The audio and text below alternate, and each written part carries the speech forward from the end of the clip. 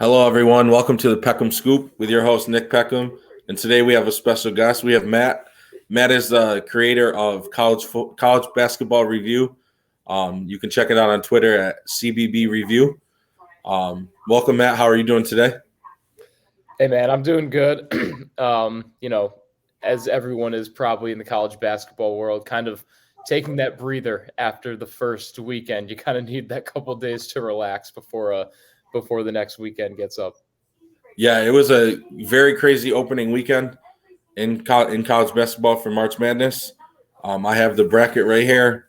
I have also filled out just who has won as we go on. Matt, what were your biggest three takeaways from opening weekend of March Madness? First off, I gotta give you a round of applause there. I haven't filled out a paper bracket like that in years, and I kind of miss it because that's the best part of filling out a bracket is doing it on paper. But three takeaways, three surprises. You said. Yeah, what are your biggest three takeaways from opening weekend? Okay. I think number one is the fact that no upset is really a true upset anymore. Like you kind of used to expect maybe a 12 or 13 seed would go on. Then it became, okay, maybe a 14 seed will go and beat a 3 seed. And I know that 15 seeds have been beating 2 seeds for a good amount of years. We know that as well as anyone, with Richmond beating Syracuse Yes. becoming the first one to ever happen. But I mean, at this point, 2 times out of the past 5 years, a 16 seed is upset a 1. 3 straight years, a 15 seed has made the Sweet 16. Obviously, last year with St. Peter's making it all the way to the Elite Eight. Princeton's still alive this year. I love upsets, but it's kind of like, wow, it's happening almost at a rate where it doesn't even feel the same anymore. But I think that's still good for college basketball with the parity of it. I'd say number two would be the fact that there's only 2 1 seeds left. And I know that kind of contradicts what I said earlier, but the 1 seed also doesn't feel the same anymore. It used to be this big thing. What are the 4 1 seeds? What are the teams that we know that are going to make at least a small run, the favorites to win? And, obviously it's always been a thing that getting all 4 1 seeds to the Final Four is next to impossible. But at this point, it seems almost the same. Getting all 4 1 seeds to the second weekend seems kind of impossible with half of them left.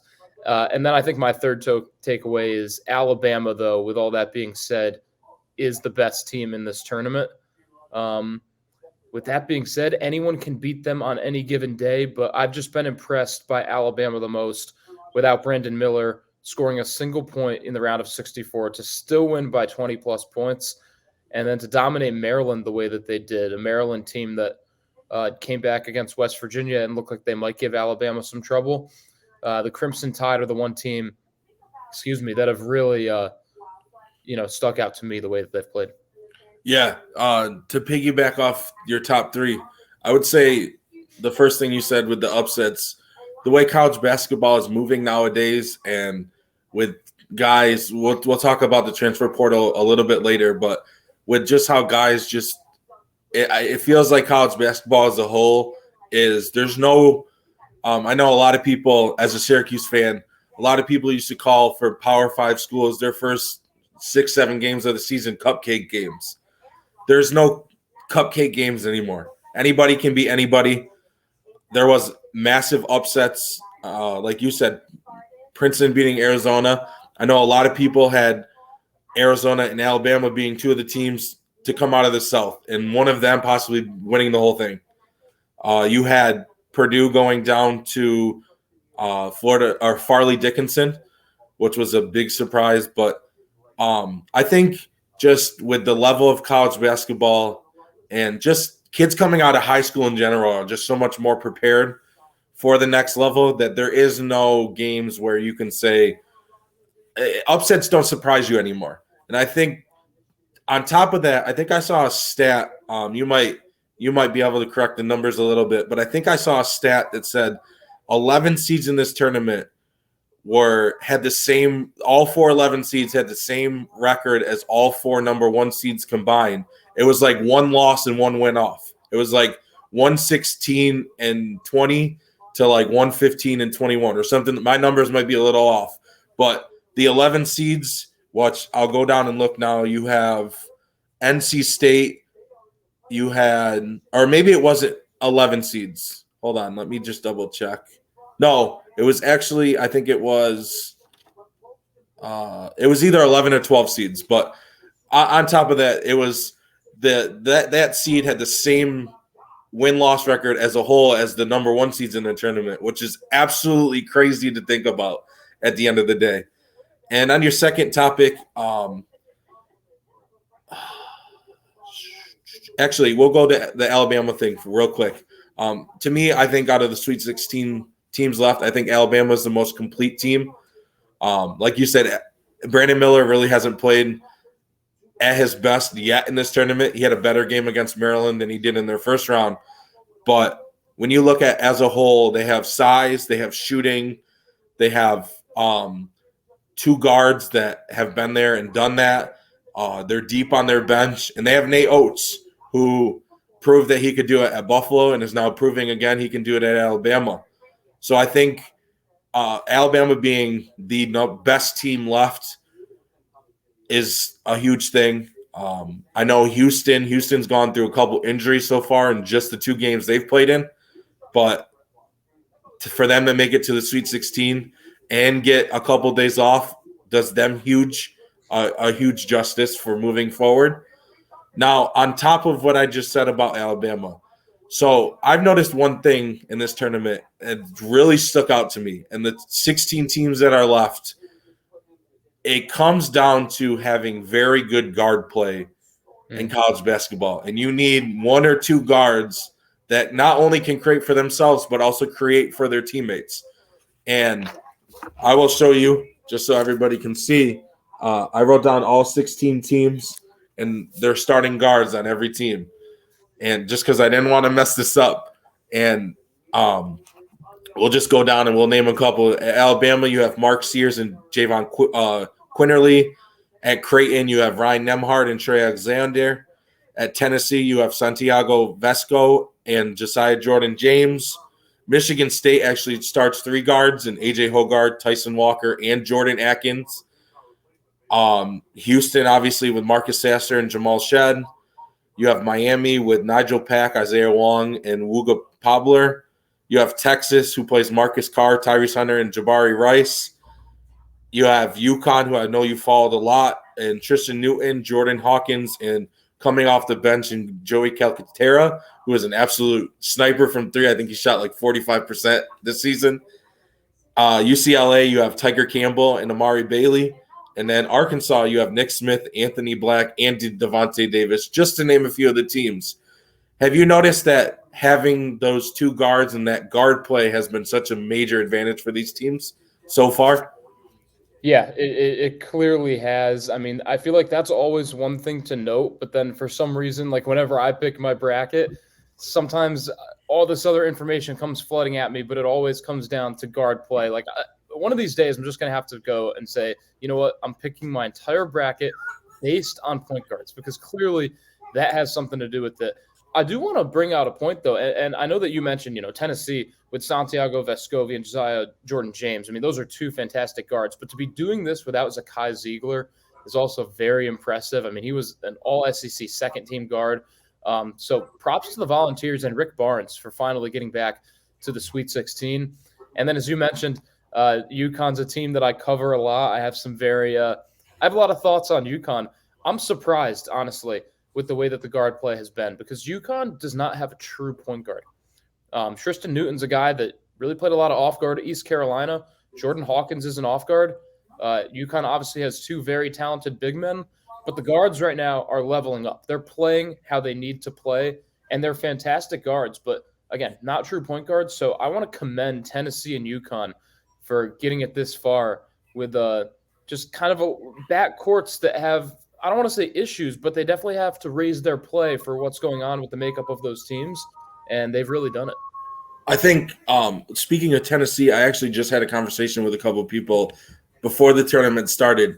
And Tennessee, not just this year, but we'll say the last 3 or 4 years, Tennessee has been one of the best defense in college basketball for, we'll say, since Rick Barnes ended up in Tennessee.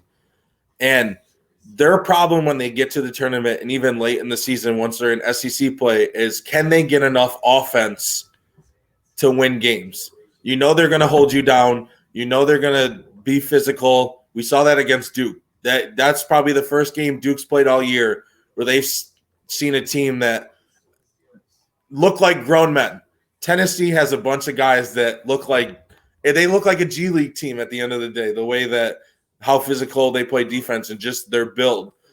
But like you said, to do this without Ziegler and to just go in there and just dominate Duke the way they did is very impressive. And on top of UConn, I think the X factor for UConn and the biggest piece in their whole thing is Andre Jackson and the way that he can also – you've talked about how they don't have the true point guard that a lot of these other teams have. But the way Andre Jackson kind of reminds me of, if I'm going to go with an NBA comparison right now, it would be Draymond Green at the end of the day. He's better athletically, obviously, than Draymond Green is, but just the intelligence he brings to the game and the passing, rebounding, he kind of is that leader, and he does it all. And I know the first two games of this tournament, he's been a guy that has came out of the gate running and has really gotten UConn to go where they needed to go in these games. I know the first game that they played, Jordan Hawkins, I think, went scoreless in the first half and then tore it up in the second half. And watching the Big East all year, I know Jordan Hawkins is one of those guys that can turn it on at any moment, which is an exciting thing for UConn. But, yeah, I think Tennessee and UConn, with, like you said, without having that true point guard leader, to make it where they have is very, very impressive.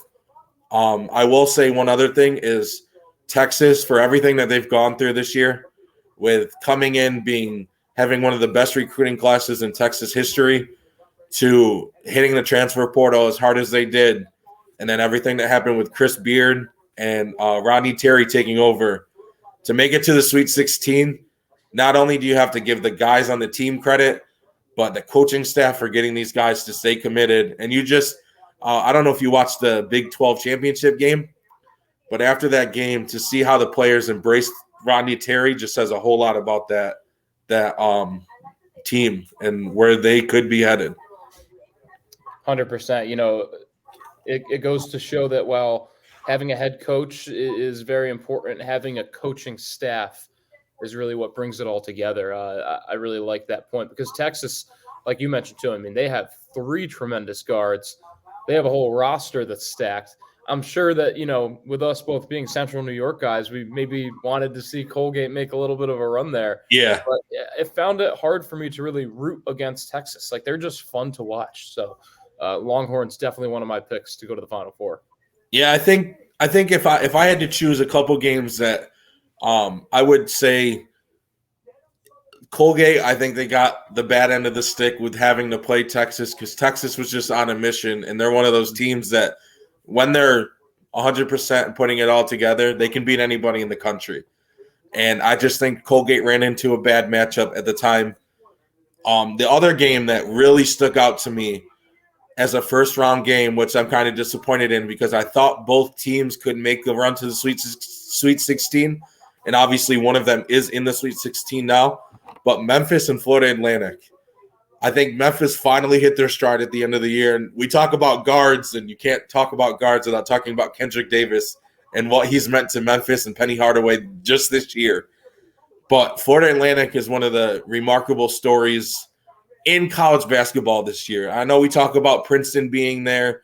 We can talk about San Diego State being there. We can talk about whoever, but Florida Atlantic, I think, went 31-3. Yeah, 31-3 this year. And they're now in the Sweet 16 with a chance to play Tennessee.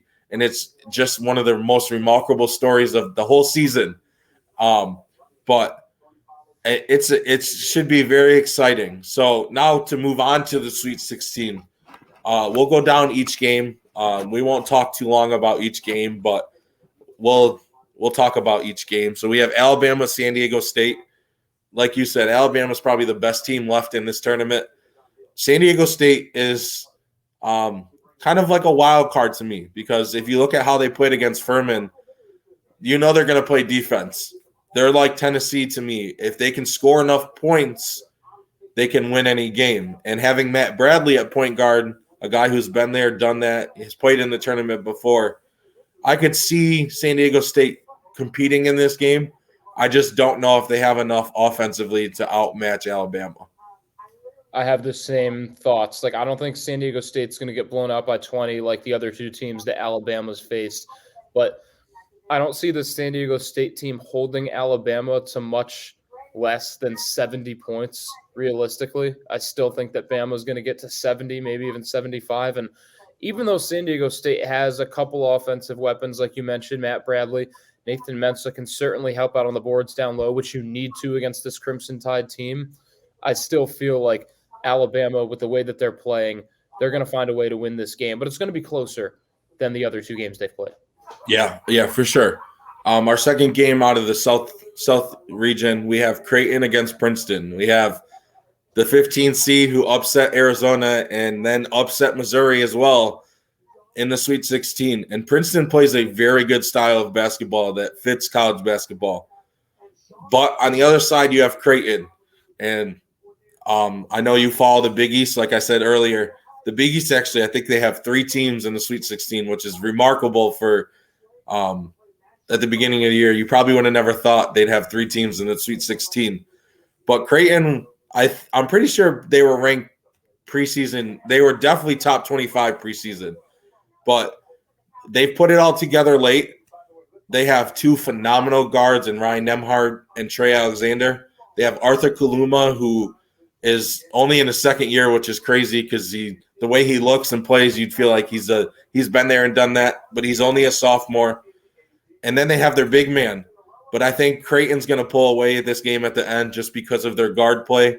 And they're a team that they've played together. They've been there. They've been in the tournament together. So I think Creighton, it'll be close. It'll come down to the last 5 minutes of the game, but I think Creighton is going to come out with this in the end. Yeah, as well, as cool as the Princeton story has been, and clearly Princeton doesn't back down from anyone. I mean, you could say this about a lot of teams, but Creighton's playing as well as anyone in the Sweet 16. Their offense is just, I think, going to be too much for Princeton to handle. Just so many options on offense where even if the Tigers are able to stop Nembhard or maybe Kalkbrenner down low, like you mentioned, they'll just go inside to Kaluma. They'll get Trey Alexander going. They'll get Baylor Shireman going. There's too many guys on this Creighton team, and I wouldn't put it past Creighton to even get past Princeton and then give Alabama a good run for their money. I really like this Blue Jays team. Yeah, I forgot about Baylor's Shireman, who's been a massive, massive upgrade at the 3-4 position wherever he plays. I know they move Kaluma around a lot. But on that note of having a guy like Shireman, it brings me to a point where we won't talk about this long because they didn't make the tournament, but it brings me to a point. North Carolina was the preseason #1 team in the country. They returned 4 starters from a team that led Kansas at halftime of the national championship game last year before Kansas came back and won. But I think the biggest thing that nobody's talking about on why their season wasn't as successful as many thought it would be is they lost Brady Manick. And I know that they got Pete Nance to come in as a transfer, but losing a guy who spreads the floor, shoots the way Brady Manick can shoot, it opens everything up. And when you bring a guy like Pete Nansen, who's not the same type of shooter, and he's more of an inside scorer, he can shoot the 3 here and there, but the paint got congested. I know Baycott had a great year, but Baycott's numbers were a little bit down. And I just think losing a guy like that it can hurt a team more than it can help a team. And that's why I think Baylor or Shireman, is such a big piece because he can spread the floor and he opens it up for guys like Nembhard and Trey Alexander to attack the paint. Yeah. That's a great point. They hit the transfer portal hard. It doesn't always work out, but it seems to have worked out great for Creighton. I was surprised that Shireman's numbers were a bit lower this year, but I think it just speaks to how many scores this Creighton team really has. They didn't need Shireman to replicate what he did at South Dakota State. He didn't need to come in here and score 15, 20 points per game. He can do it on one night. He doesn't have to on another night. To your point, Pete Nance obviously kind of worked out at North Carolina. He wasn't terrible, but probably wasn't the level that they needed it to be. I don't think that's totally the reason. I'm sure you would agree too. I mean, guards for North Carolina, just too inefficient. And it also speaks to Northwestern as well, because you see Pete Nance leave Northwestern and they almost have a better season without him this year. Yeah. They gave UCLA a good run. So yes. I don't want to blame Pete Nance for anything, but it almost shows the level that Brady Manick was much higher than we gave him credit for. And we gave him a lot of credit last year for that championship run. Yeah. So we'll go to the East region now. Our first game of the Sweet 16 in the East region. We have Florida Atlantic University against Tennessee. Watching the game last weekend and the way Tennessee just physically imposed their will on Duke, who was probably the hottest team coming into the tournament of any team, figuring it out. I know they missed Mark Mitchell, which he would have been huge in a game like that. But I don't know if FAU can match the physicality of Tennessee. But if they can keep it a low-scoring game, I think FAU has enough to keep it close. And I think it's going to come down to the guard play and Santiago Vesco and the guards for FAU. I think Jonell Williams, who had a great game against FDU down the stretch. I think it'll come down to those two guys and who can make more plays at the end. But I do think Tennessee is going to come out on top. Yeah, that's the thing. Like FAU, I still feel they're like the only Sweet 16 team that I feel like I don't know enough about them yet, because, I don't watch Conference USA basketball 24/7, so I didn't know a lot about FAU coming into the tournament. They played Memphis, so I got a good taste. But again, Memphis is not a power conference team. You still kind of wonder about Memphis coming into that game a little bit. And then they get sort of the luck of the draw and they play Fairleigh Dickinson. So FAU is now in the Sweet 16, and I feel like I still do not have a grasp on who they are, what their true identity is. I know that they're obviously a talented team. You don't just become 34-3, whatever they are, for no reason. But Tennessee, the way they're playing, the way they shut down Duke, they should be able to shut down FAU in that same way and move on to the Elite Eight. Yes, I think the next game that we're going to talk about, I think on paper could be the best game of the Sweet 16 in Kansas State and Michigan State. Now, if you watched Kansas State last weekend against Kentucky, it was a close game up until the last six and a half minutes of the game, and Marquise Noel put on a show. And again, we go back to guard play, and point guard play is huge in this tournament. And Marquise Noel willed Kansas State down the stretch to a huge win. And Michigan State beat Marquette. And I know you're a Big East guy and you follow the Big East a lot. Marquette was a team that I thought could make the Elite Eight or even the Final Four with how they played. They ran into Michigan State, and you can't go against Tom Izzo when March comes. Tom Izzo is, I think I saw a stat that he has now surpassed Jim Boeheim as to have the most wins of any coach in college basketball as an underseed in the tournament. I think he has 16 now. Him and Boeheim were both tied at 15, and Tom Izzo just passed him. I think this is going to be a great game. I think this could be a game that comes down to whoever has the ball last. They're both very good offensively. They're both very good defensively at the same time. If I had to choose who would come out on top in this game, I think I'm going to go with Kansas State because of guys like Marquise Noel, Desi Sills, and I think nobody's talked about him, but 2 years ago he was preseason All SEC Player of the Year before he had that traumatic, his heart stopped on the court. But Keontae Johnson has been a massive player for Kansas State this year, and I think having that type of guy down the stretch, I think he could take over this game. Yeah, like I don't want to count Izzo out of March, and I feel like I kind of did because I kind of thought that USC, with the way that they were playing, were going to beat Michigan State in the first round. Michigan State handled the Trojans fairly easily. I mean, you think of a 7-10 game maybe coming down to the wire a little bit more than it did. The Spartans were more in control in that game than I thought they'd be. Now they see themselves one step closer to the Elite Eight. But as you mentioned, just Kansas State's playmaking ability from Marquise Noel, Keontae Johnson's ability to just score the basketball. They have one of the best 1-2 punches in college basketball, and especially remaining in the Sweet 16. It just leads me to believe that while Michigan State's run has been somewhat unexpected, I mean, I don't want to go that far. It's not Cinderella by any means, but Kansas State, they're just hard to root against, and they're very hard to pick against right now. Yeah, I will say that I think the best. I think the Big 12 was the best conference in college basketball this year. You'd probably agree. They had, night in and night out. It reminded me of the old Big East, where night in and night out, you were always playing competition. It was always going to be a tough game, and I think that's what the Big 12 did. So I think that will help Kansas State if they end up going further and going to the Elite Eight or the Final Four. I think playing teams like Kansas and TCU and Iowa State and Baylor, I think playing those teams once, twice a year will help moving down the stretch.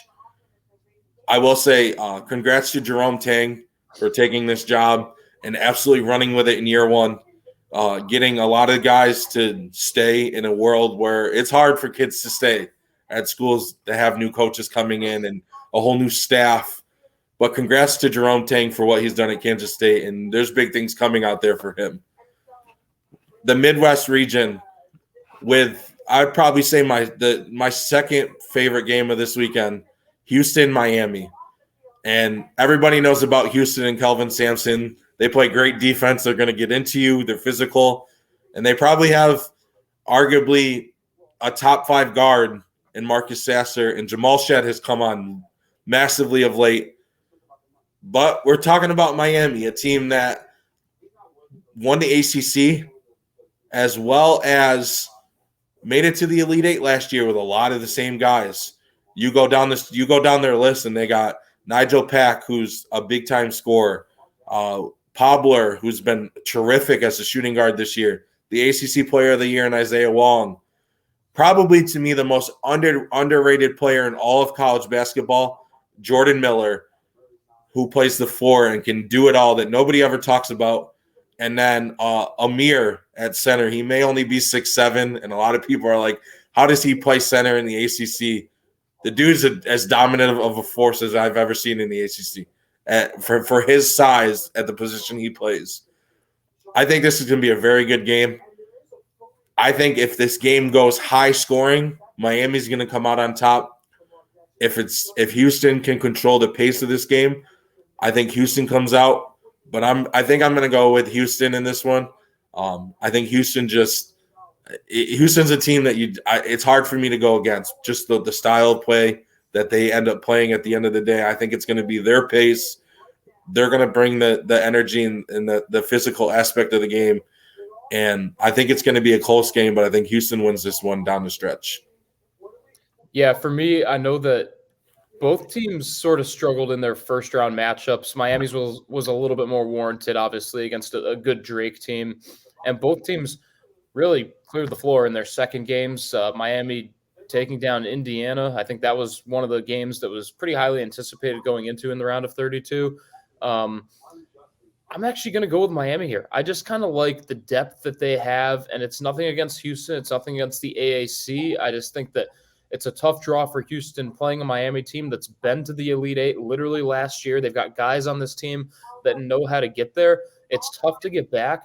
But when you look at Miami, I mean, they have a strong 8-man rotation that all gets in, roughly 10 or so minutes a game.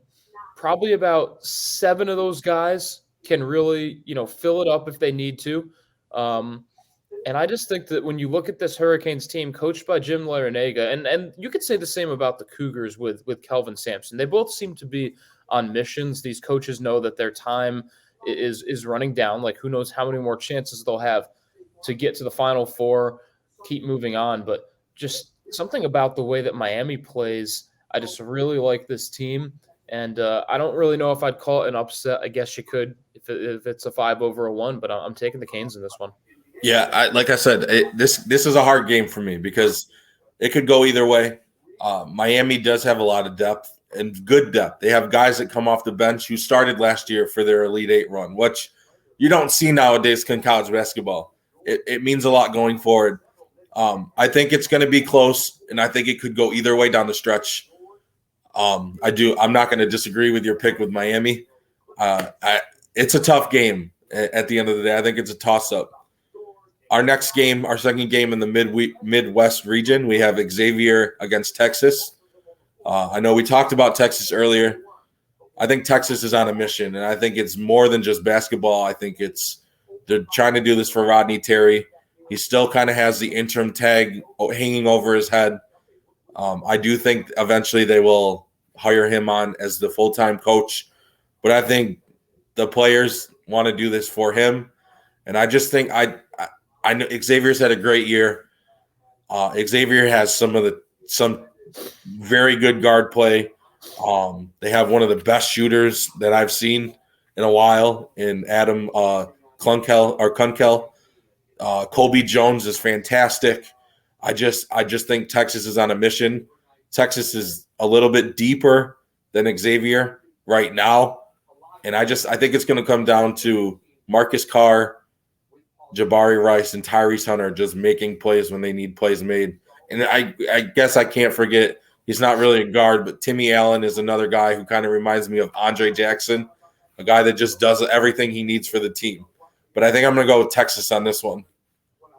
I agree with you here, and I keep kind of picking sort of against Xavier because of the fact that they're without Zach Fremantle. I know how big of a part to the team that he is, and they keep proving me wrong because they keep on winning.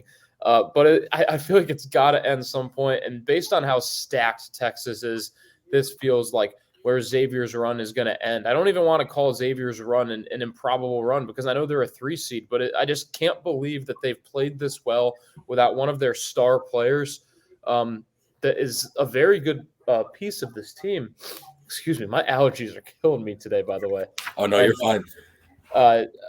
Based on that, and like you mentioned, just the amount of just options that Texas has, I feel like that's been a theme of a lot of my picks in the Sweet 16.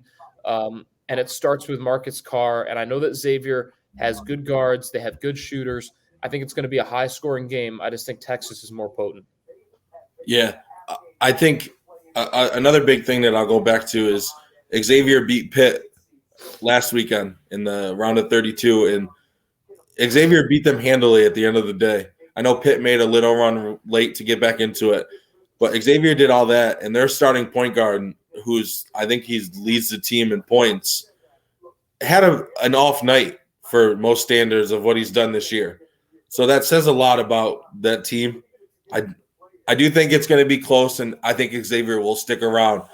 I just think Texas has way too much offensively, and you can't really – a lot of these games are going to come down to can you slow down – it's slowing down their star players and making other guys beat you.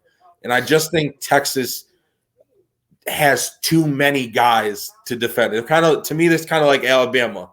Like, yes, you can slow down Brandon Miller, but you still have – Mark Sears, you still have Javon Quinterly, you still have Noah Clowney, who's only a freshman but has played great.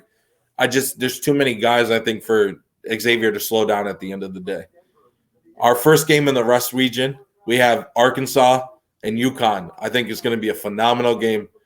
Arkansas just came off a massive, massive win against Kansas at the end of that game. Arkansas is an interesting team to me because they are loaded with freshmen, but they also have 2 older guys that are willed them to the Sweet 16. You have Nick Smith Jr. and Anthony Black, who could both be top 10 picks in the upcoming draft. You also have Ricky Council and Devontae Davis, who Devontae Davis willed this team to a victory in the second half last week. And Ricky Council is one of the best 6-man in the SEC who's now starting. UConn, we've talked about UConn. On paper, I think UConn may have the deepest team left in the tournament. When you can bring a freshman 7'1" guy off the bench and you don't miss a beat, that says a whole lot. It's a nice thing to have. You're bringing off You're bringing Joey Calcaterra off the bench, who I think he shot 45% this year in the Big East, which is absolutely ridiculous to shoot 45%. I don't know. This game is a huge toss up to me. I know we've been talking massively about guard play. I think this game is going to come down to the big men at the end of the day, in Klingon and Sonogo, and then the Mitchell twins on Arkansas. Who can stay out of foul trouble is going to be a huge thing, and then who can provide more, not so much offensively, but on the boards and contesting shots. What big men are going to be more dominant at the end of the day? I think I'm going to go. I think I'll go Arkansas. I love what Eric Musselman has done. I think Nick Smith Jr., I think this could be one of those breakout games that he needs. He struggled last game. He got benched last game in the first half for his poor effort on defense. I think between him and Anthony Black, as well as Davis and Council, I think they might have just a little bit more down the stretch.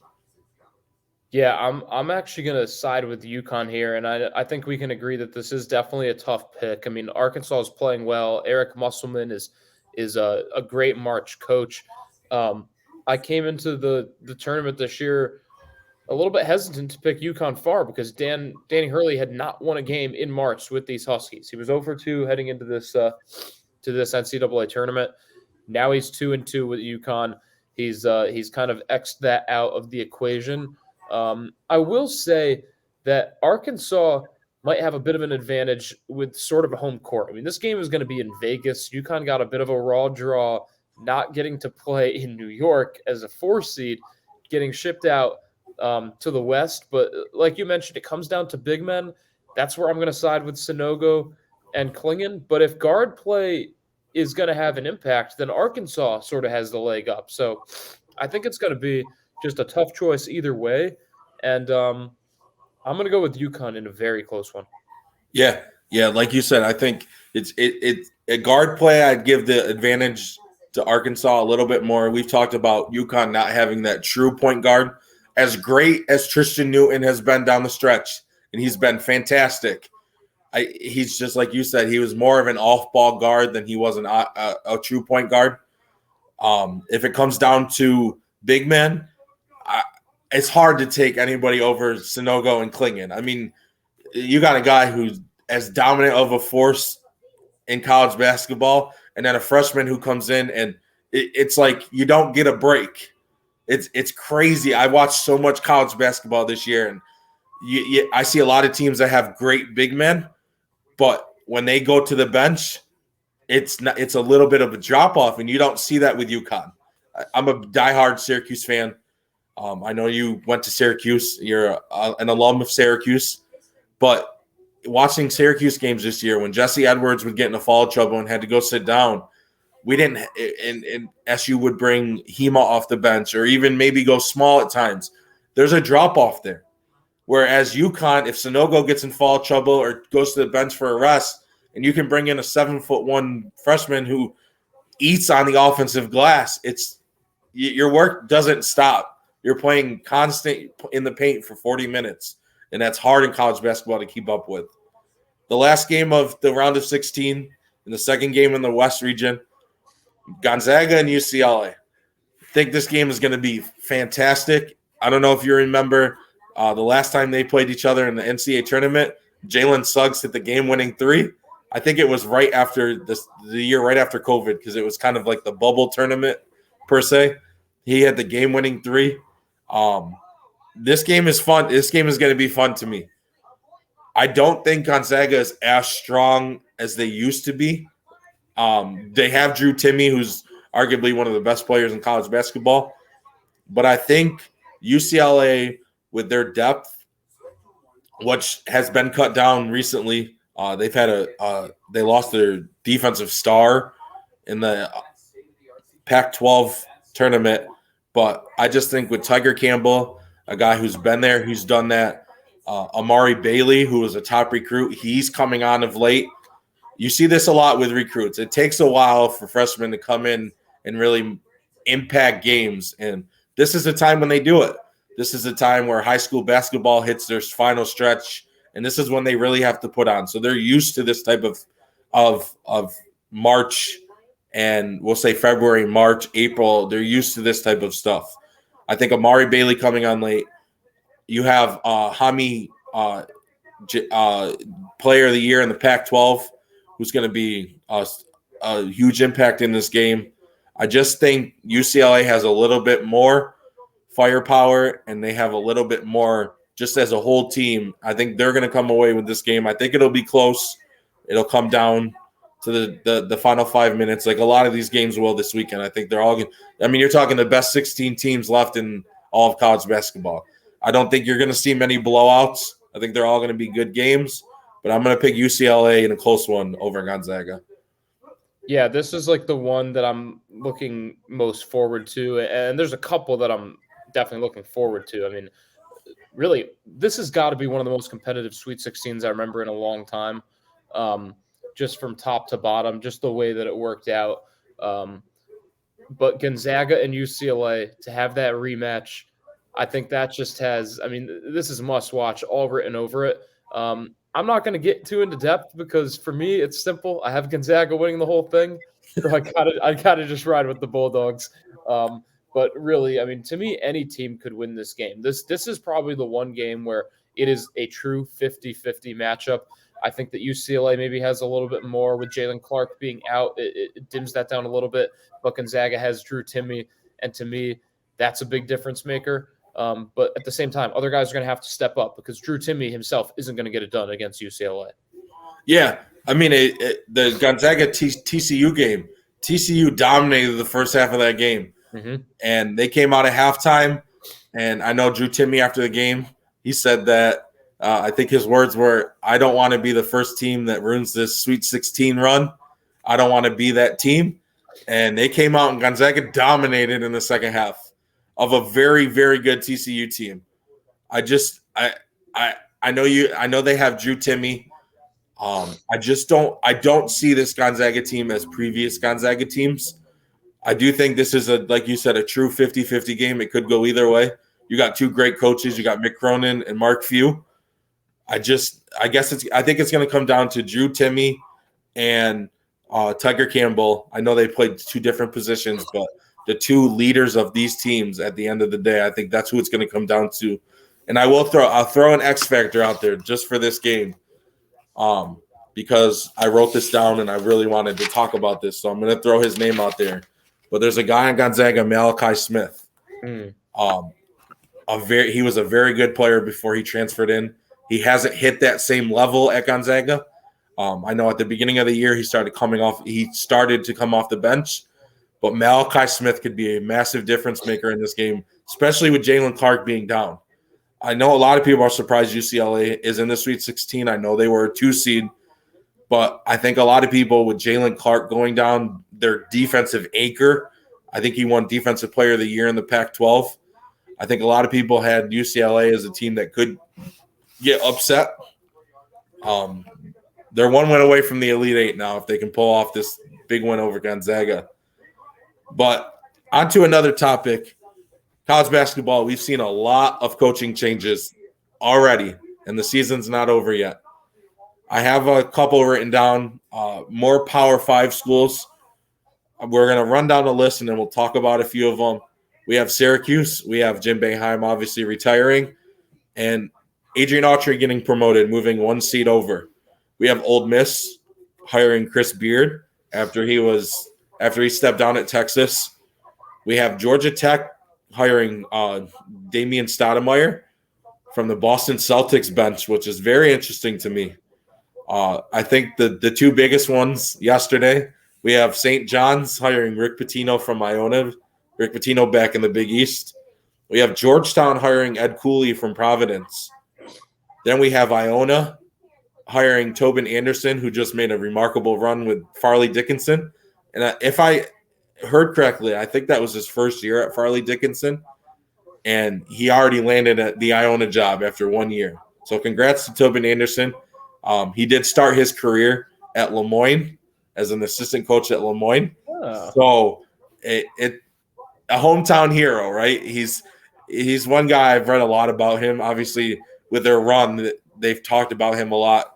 He actually started in D3 and has worked his way up, and now he just got the job at Iona. So congrats to him for putting in the work.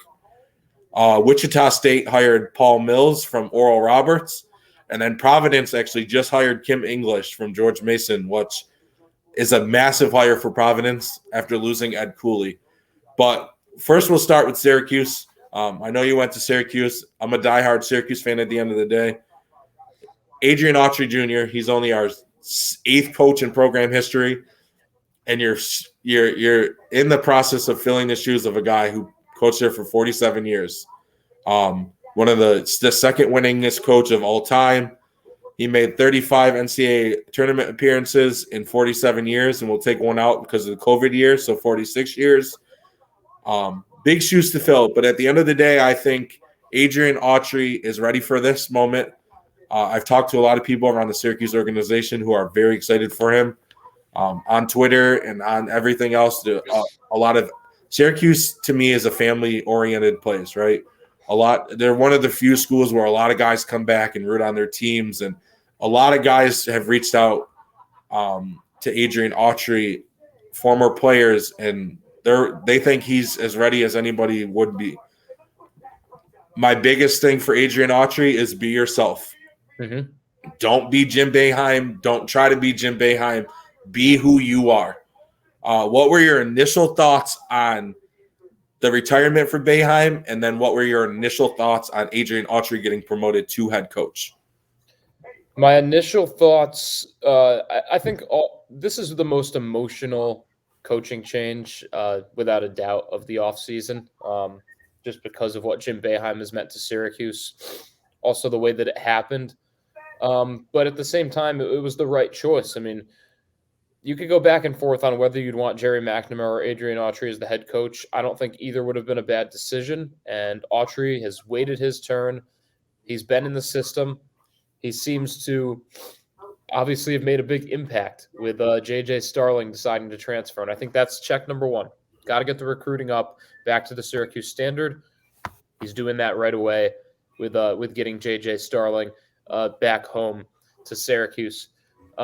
I will say, and I know we'll probably touch on him a little bit after, is the one name I always kind of wanted as a dark horse to get the Syracuse job would have been Ed Cooley, and he ends up taking the Georgetown job. So maybe it wouldn't have worked out after all. Yeah. I had a couple names. Like you said, I think it was time. He's been here 47 years. The last couple of years haven't been great. Everybody knows that. And that's nothing against Jim Boeheim and what he's done for 47 years. Syracuse wouldn't be Syracuse without Jim Boeheim at the end of the day.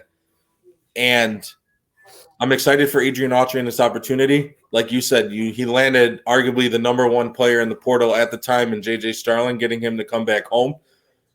And he's also been on the road. I'm on Twitter a lot, and I see a lot of guys out there recruiting, and he's been out there. He's been in New York City recruiting Boogie Flanlin and a whole bunch of other guys. I know Elijah Moore, who committed to Syracuse this year, said that he was staying. He wasn't going to open back up his recruiting. Adrian Autry was his number one recruiter, so it makes sense at the end of the day. But I think getting recruiting back up to what it used to be and the portal nowadays, I think we're off to a good start. I love the fact that GMAC got promoted to associate head coach and they kept Alan Griffin. You still have a seat open. I've heard a lot of rumors that they could be going after Brandon Stroughton from George Washington. He has he's one of the good up and young assistant coaches in the league, and he also has very good recruiting ties in the DMV, what Syracuse recruits from massively. Mm-hmm. And I think what I heard is he also, when he was an AAU coach out there, he also coached Benny Williams and Justin Taylor. So that would be nice to get him in and possibly keep those two guys for another year. Would be massive for this program. But respect to Jim Boeheim. He is Syracuse basketball. You'll never talk about Syracuse basketball and not talk about Boeheim because he built this program to what it is today. But we'll go to the Big East right now, and we'll go to the two big hires and then the hire that happened today. St. John's getting Rick Pitino. Rick Pitino back in the Big East. I know he's as excited as anybody. I watched his press conference yesterday. He had a lot of good things to say. I think the biggest step was getting Joel Soriano back for a 5th year. That's going to go a long way. I love Rick Pitino. I love that he's in New York City. That was a name that I was looking at for Syracuse. If Syracuse went outside of the family, I know he was an assistant coach at Syracuse when he started, but if Syracuse went outside the family, Rick Pitino was a name that I was looking at. And then we'll go Georgetown. I know you touched on it. Georgetown hiring Ed Cooley from Providence. You don't really see coaches jump in conference when they move. But I think what people have to realize about this is Ed Cooley did what he did with Providence and where he brought Providence. I think that's it. Like, I think that's the top. I don't think there's much more, as opposed to going to Georgetown. You're going to a big brand name school, and you also have the opportunity to pull them out of the bottom, basically. I mean, they've been the bottom of the Big East for the last 3 years with Patrick Ewing. You have a chance to pull them out and really bring them on back to the map. And I think it'll be fun. What are your initial reactions on Rick Pitino and St. John's, and then also Ed Cooley jumping in conference to Georgetown? Yeah, I mean, Rick Pitino to St. John's, I have 2 initial thoughts. One, great hire. Obviously, I wonder if he's made a record. This is now his 3rd trip in the Big East, initially with Providence. Yes. And again with Louisville, now with St. John's. It's like, what the heck, man? Like, are you going to just coach every Big East team possible?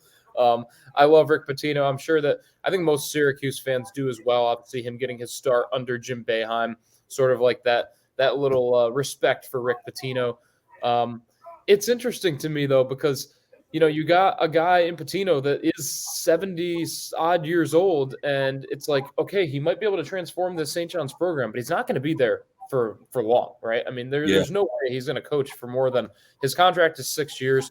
Maybe he gets another year or 2 after that, but at that point, we're talking about Jim Boeheim numbers when we're looking at the age that he could be coaching until. So I just think that that's one thing to keep in mind with the Rick Pitino hire. St. John's just has to make sure that it's a very steep climb to the top, that it happens very quickly, so that when Pitino does leave, they have a plan in place to keep it at the top.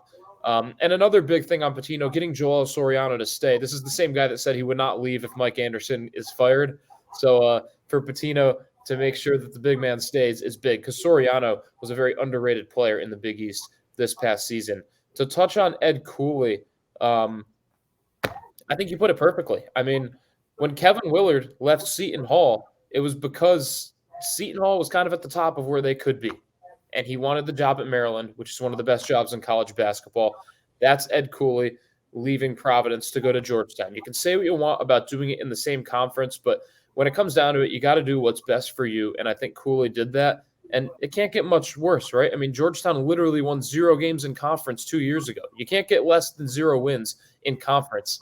That's literally impossible. So Ed Cooley, it can only go up from what Patrick Ewing turned Georgetown into a dumpster fire. Yeah, like you said, I think Providence.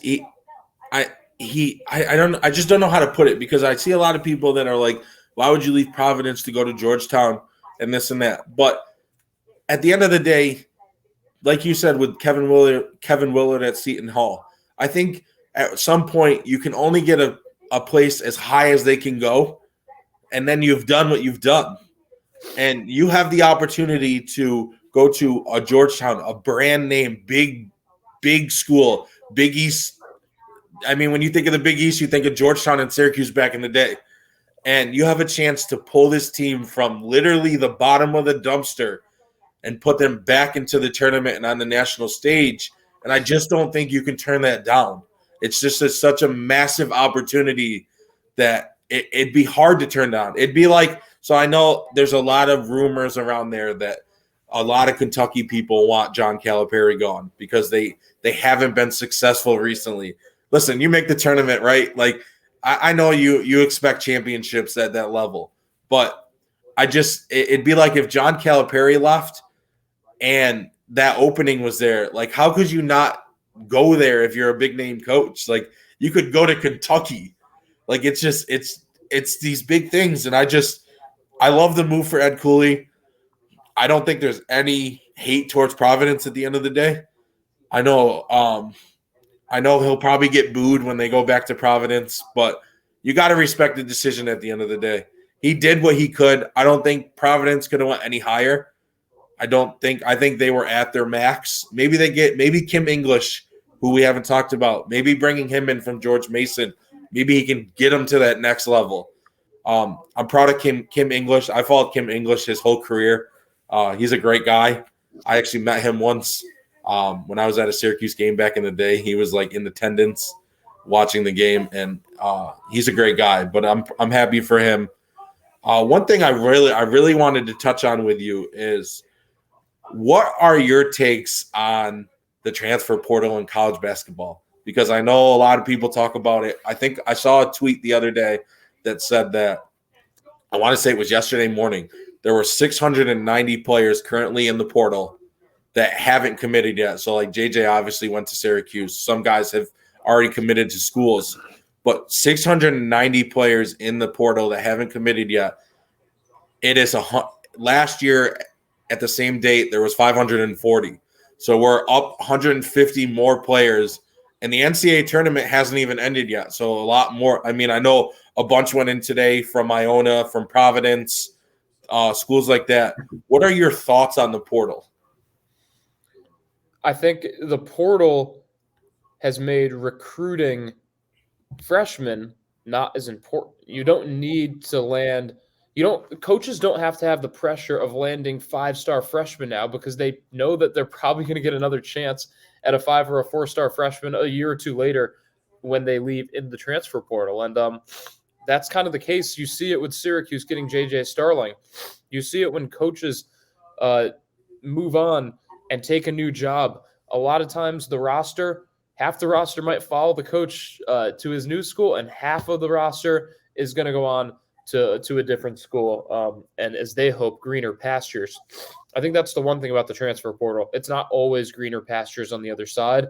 Sometimes these players just need to, understand that if you just wait it out an extra year, it will work out for you. I think, you can see how that worked out for a guy like Michael Carter-Williams at Syracuse, a guy that stuck it out, and it worked out perfectly for him. It got him into the NBA as a high draft pick. You see this time and time again with guys in college basketball.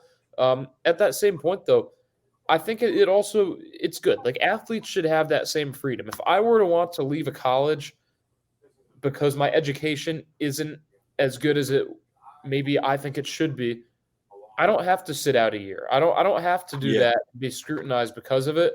For college basketball players, especially at the Power 6 level, basketball is their education, for a lack of a better term. Basketball is what they're going to school for. At least that's what I believe. The high majority of these guys are going to play in the NBA or overseas if you're a Power 6 player, if you're averaging a certain amount of points. You know that's what's going to end up happening. I don't want to diminish the education, but that's my take on it, is that these guys are making business moves when it comes down to it. Yeah, I mean, I feel like if you're a coach and you can leave, then why can't a player leave as well? Right? You shouldn't. If a coach leaves, I do like it that guys don't have to sit out a year anymore, and they can just come in right away. And like you said, it's not always different. I mean, I'll just name a few. Obviously I'm a big Syracuse fan, but the last couple of years we've lost guys like Quincy Guerrier, who went to Oregon, and maybe his numbers went down, his minutes went down. A guy like Kadari Richmond, I know he left to go to Seton Hall, but his numbers went down a little bit. And I know he's starting, but it's just not always greener on the other side than the situation you're in now.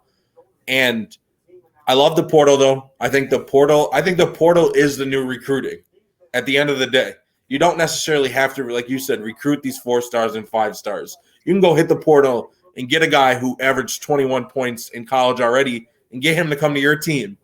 And he doesn't average 21, but he could be a threat to you, like Syracuse with JJ. I mean, JJ started at Notre Dame at the beginning of the year. At the end of the year, he kind of moved around a little bit. But I think coming home, having a fresh start, we heard when Symir Torrance came home after he went to Marquette, we heard how much he loved it and how it's always been a dream of him of his to play in the ACC, and nobody ever thought he would ever be D1. And you got to play at Syracuse, playing from in front of your families and friends, and be D1. I mean, there's just not things. It doesn't get much better than that at the end of the day. I love the portal though. I think maybe I know there was a guy in the tournament that they said he's been in school 5 years and he's been at 5 different schools.